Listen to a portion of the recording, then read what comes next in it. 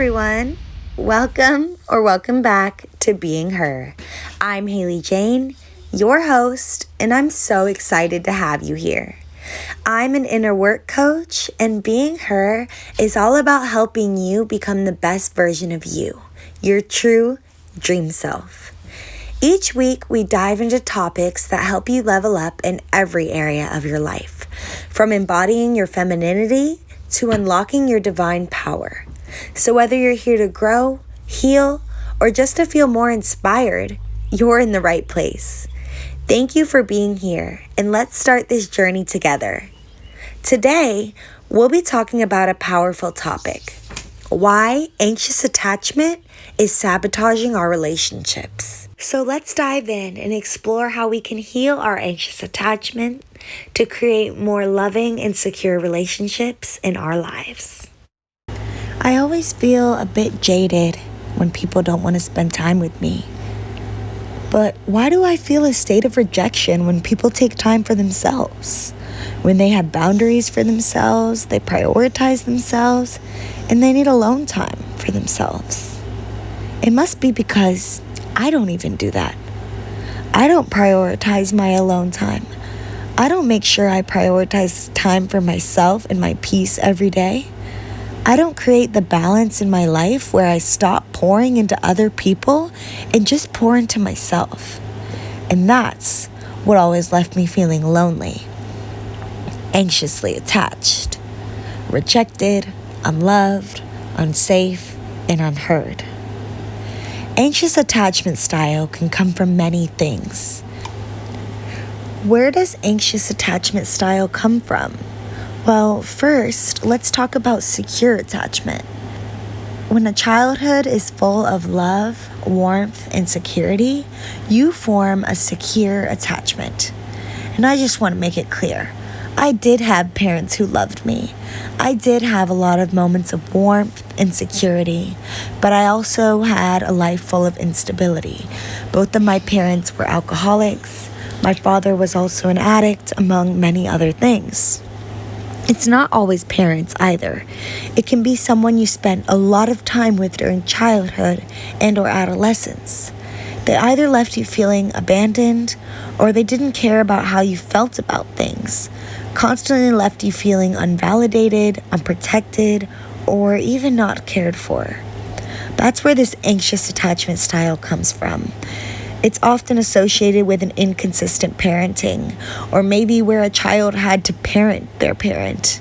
And many times the child was made feel very loved, and then the next day could be made feel abandoned.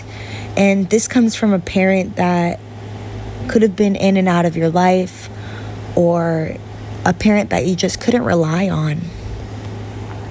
The strong fear of abandonment might often cause anxious adults to be intensely jealous or suspicious of their partners.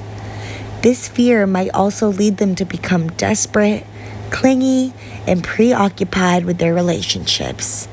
These people truly let their relationships take over their own lives. Adults with an anxious attachment style are often afraid or even incapable of being alone. Now, if these are all feelings that you're really familiar with, then more than likely, you have anxious attachment style. I realized these people didn't not care about me. These people weren't falling out of love with me or not wanting to spend time with me. These people truly just needed time for themselves, and they knew how to prioritize their peace and happiness, and I didn't. I always thought something must have been wrong with me for them not to put spending time with me first. But the thing is, something was wrong with me for not putting myself first, for constantly putting everybody else's needs ahead of my own. It's crazy because still, to this day, as I'm healing my anxious attachment, I still find myself falling into these thought patterns, into these spirals. And truly, it comes from not prioritizing myself, not pouring into myself, or caring for myself and my body. On the surface level, I'm a very confident person who is obsessed with herself and in love with herself. But on a deeper level, there was a lot more work and healing that needed to be done. There was a lot of shadow work. There were a lot of triggers coming up because of my past. In my own childhood, there were things that I had to figure out on my own. There were things that I had to explore on my own. And this is why isolation was so key for somebody like me, somebody with anxious attachment. I had to journal on these things. I had to meditate on these things. I had to really get clarity because I had to stop trying to find someone to fill a hole that they didn't create. A hole that only I could fill. A hole only I could heal. Once you truly do start prioritizing yourself, spending time alone, filling up your cup, doing what your mind, body, and soul are craving, and just doing it for you, not thinking about anybody else, just doing it for you. I know you've all heard about the glow up, glowing up. Glow up for you, not for him, not for them, not for her. Do it for you. Once you really start to enjoy your time alone actually becomes your peace of mind and the one thing that keeps you sane. Your time alone becomes something that you prioritize, and you start to feel so much better about all the relationships in your life. You feel like you can finally show up for people too. You can pour love into other people graciously without feeling like it's something that you need back. You cannot pour from an empty cup. Just because you keep pouring and pouring into somebody, you can't automatically expect them to pour back into you. So stop chasing attention, affection, and love, and just give yourself attention, affection, and love. Give yourself protection, security, and peace. It's what your inner child is missing the most. It's what the heartbroken version of yourself is missing the most. It's what that little girl who had been abandoned needs. That little girl is you. That little girl needs you. She needs you to love yourself. She needs you to pour into yourself, mentally and physically. She needs you to show up for yourself first and foremost. I think we often see mothers feeling so much burnout, so unhappy, or so unfulfilled in their life because all day long they pour into their littles, and then their husband comes home and they slave in the kitchen for him, and they're all too worried about his needs. The kids need to go to sleep, and the house still has to be cleaned. You're completely exhausted and you've taken no time for yourself. Now it's time to go to bed so you can do it all again tomorrow. But this is just not the way to live. Prioritizing your peace, prioritizing your happiness, prioritizing your mind, body, and soul's needs, that's the way to freedom. It's the way to feeling recharged and energized. It's the way to actually show up for the people you love.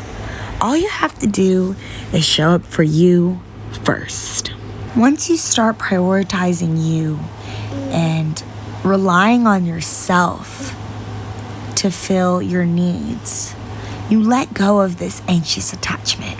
And it's incredible how your relationship and your life will begin to flourish. Abundance will start flowing to you with ease. Your partner will actually start showing you more affection and doing things for you that make you feel special. The time that you spend with your partner will feel so much more intentional, and you will actually be grateful for the time that you get with your partner. You will enjoy this time so much more, which will make your relationship that much more strong. It always adds so much fire and chemistry to your relationship when you actually get time to miss that person.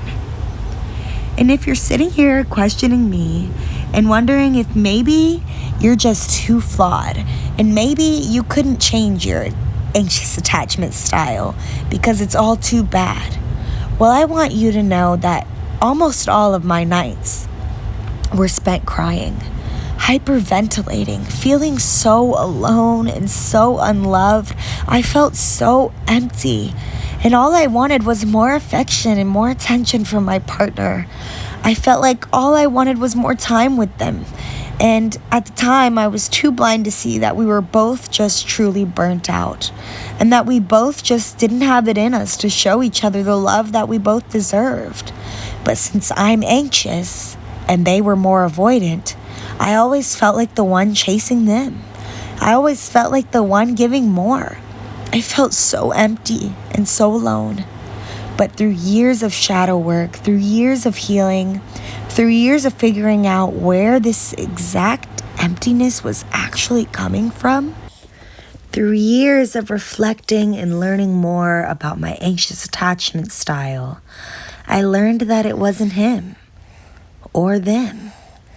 It was me. I needed to love me. I needed to listen to me. I needed to honor my needs. I needed to honor what my body needed from me. I needed to put my aspirations and goals before anything else. Even as a mother, I needed to learn to put me first. And this was the best thing that I've ever done for not only my relationship, but for my life. My life has gone up in value in so many ways. I feel so fulfilled in so many areas of my life, both love, career, finance, and spirituality. I feel whole and complete within myself. Everything I've ever wanted for my life is finally coming into fruition. And I am actually able to commit to myself and the things I set out to do. And I truly think that this comes from healing my anxious attachment and learning to truly love myself, fully, wholly, and self-embodied. If you want to work through your anxious attachment, I'm going to leave an in-depth journal prompt on the Being Her Facebook page to help you start learning where this attachment style came from, how you can heal from it, and how you can learn from it, and what to do moving forward so you can heal from your anxious attachment and have beautiful, harmonious relationships in your life. Thank you for listening to the Being Her podcast. This is Haley Jane, and as always, I love your beautiful soul. I'll see you next week.